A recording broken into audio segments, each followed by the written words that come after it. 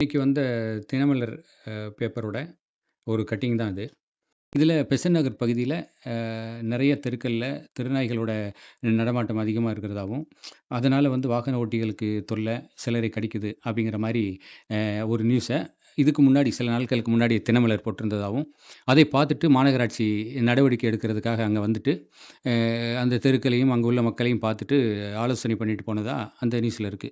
அதுக்கடுத்து அங்க வந்த மாநகராட்சி அதிகாரிகள்ட்ட, அங்க உள்ள மக்கள் என்ன சொல்லியிருக்காங்க அப்டின்னா, அவங்க சொன்ன விஷயம். அதாவது இங்க அடிக்கடி நாய்களை வந்து ரீலோகேட் பண்றாங்க. அதுவும் கார்ப்பரேஷன் ஊழியர்கள் தான் இங்க கொண்டாந்து விட்டு விட்டு போறாங்க. ஒட்டுமொத்தமா ஆப்பரேஷன் பண்ண நாய்களா இருக்கட்டும், இல்ல மற்ற இடத்துலருந்து பிடிச்ச நாய்களையும் இங்க கொண்டாந்து விட்டு போயிடுறாங்க. அதனால இங்க நாய்கள் எண்ணிக்கை வந்து அதிகமாயிடுச்சு. அந்த நாய்கள் எண்ணிக்கை அதிகமானதுனால, அந்த நாய்கள் ஒண்ணுக்குள்ள ஒண்ணு துரத்துறது, ஓடுறது, அப்படிங்கும்போது பப்ளிக் தொந்தரவாவும், பிரச்சனையாவும் இருக்கு. இப்படிங்கிறது தான் அவங்க வச்சிருக்கிற குற்றச்சாட்டு. இப்போ தினமலர் பத்திரிகையிலிருந்து என்ன பண்றாங்கன்னா, அங்க மாநகராட்சி டாக்டர்கள்ட்ட கேட்குறாங்க, இந்த பிரச்சனை சம்மந்தமா. கேட்கும்போது அவங்க என்ன சொல்றாங்க அப்டின்னா, இப்போ அடைச்சு வைக்கிறதுக்கு இடம் இல்ல.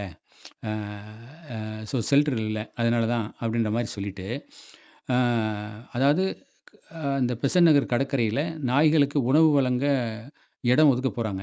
இடம் இடம் ஒதுக்க போறோம். அங்க தான் நாய்களுக்கு உணவு வைக்கணும். குடியிருப்பு தெருக்கள்ல வந்து உணவெல்லாம் வைக்கக்கூடாது அப்படின்னு அந்த சாப்பாடு வைக்கிறவங்கள்ட்ட வலியுறுத்த போறோம்.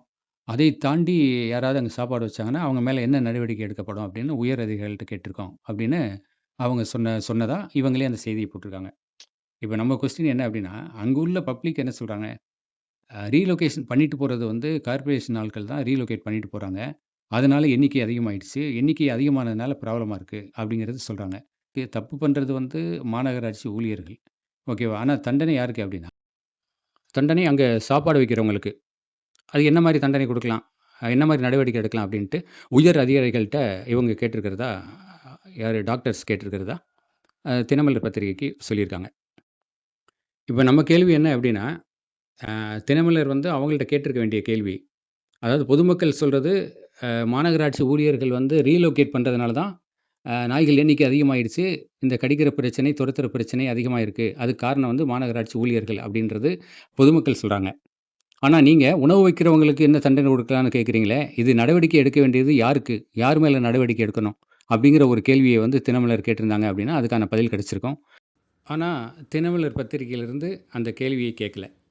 இன்னும் இந்த தெருநாய்களை வச்சு அரசும் சரி, கார்ப்பரேஷனும் சரி, பத்திரிகைகளும் சரி, எவ்வளவு விளையாட்டுகள் நடத்துறாங்க அப்படிங்கிறத பொறுமையா இருந்து பார்ப்போம். நன்றி.